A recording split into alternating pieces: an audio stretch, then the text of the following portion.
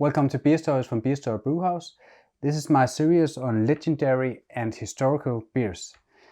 In this episode we are gonna take a greater look at New York Lager from Nørrebro Brewhouse and why this is a legendary beer, and we're gonna compare it to a similar beer. This episode is sponsored by Craftmakers Collective, and down in the description I'll put a link where you can buy these beers if you want to taste them yourself. Yeah, but let's dive into New York Lager and why this is a legendary beer.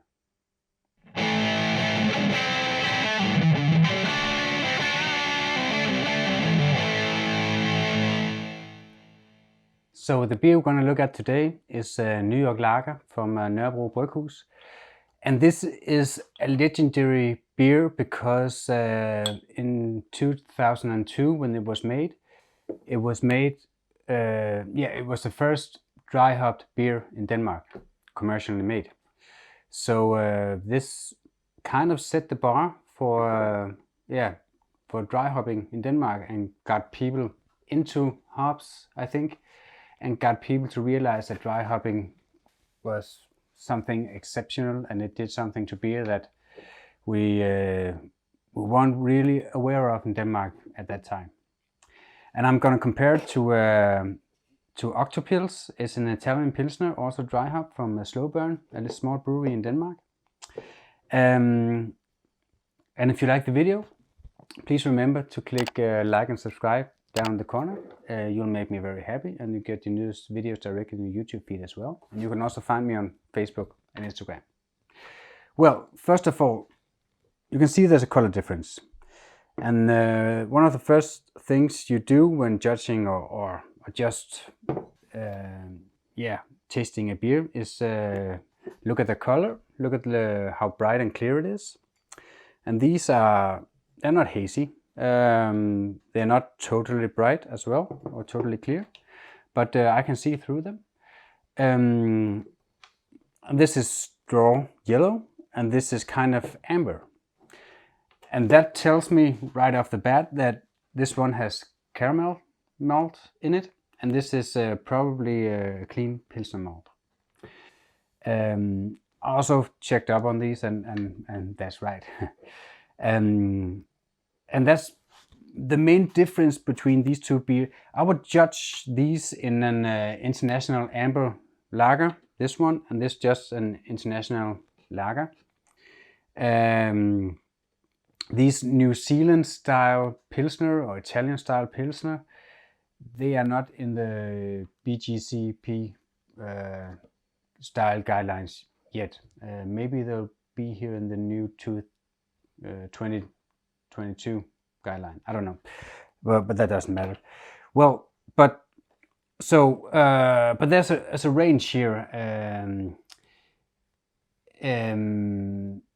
Overall color and also the taste, because this one with the caramel malt, it has a really strong malt backbone. It's sweet. You can really taste the caramel.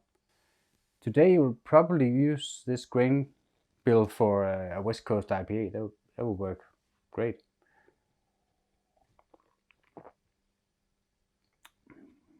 Yeah. Oh, it's just a great beer. There's low bitterness.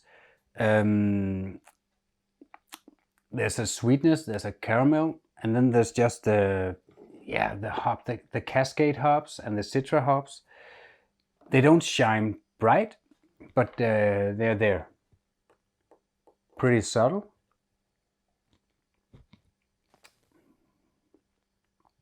And that's just, it makes it easy to drink, fresh. It doesn't feel that dry like this one does, or normal lager or pilsner can be rather dry. And this is just sweeter.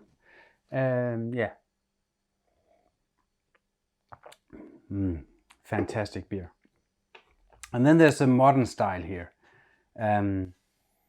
First off the bat, you can smell the hops. It's a kind of melon, herbal hop aroma, I think. Yeah, and it's It's dry hopped with sapphire and Helltau, and the hops shine through. It's a kind of, it's not a grassy note. It's herbal. It's kind of not sweet melon, but but this kind of green melon in the hop, and then this bright pilsner malt flavor. The best way I can describe it is walking through a cornfield or barley field in the summer, and this kind of dust sitting on your tongue, and you can almost taste the barley.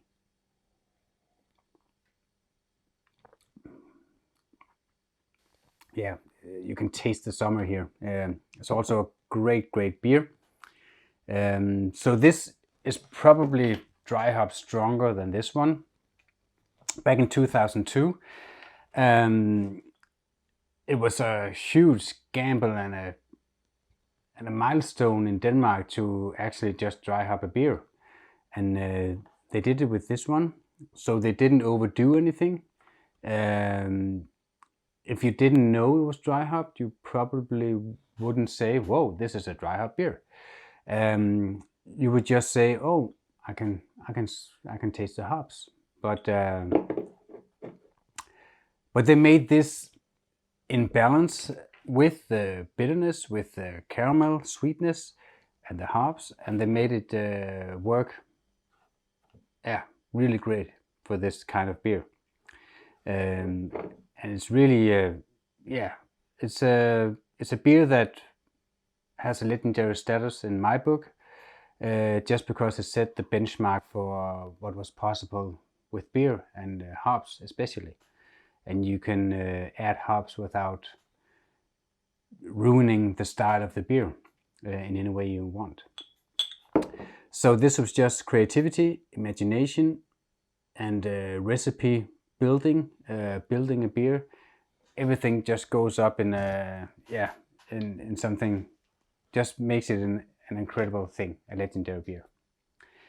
Whilst this one is a great beer, but there are many breweries doing this. They do very well, but there are many breweries doing this now. So this will never be a legendary beer in my book, but it's a great beer anyway. So yeah, if you can get a hold of this, you should try it.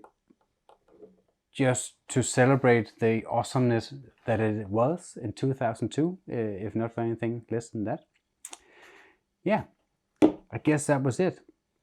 If you like the video, please click like and subscribe down the corner, and you'll make me very happy.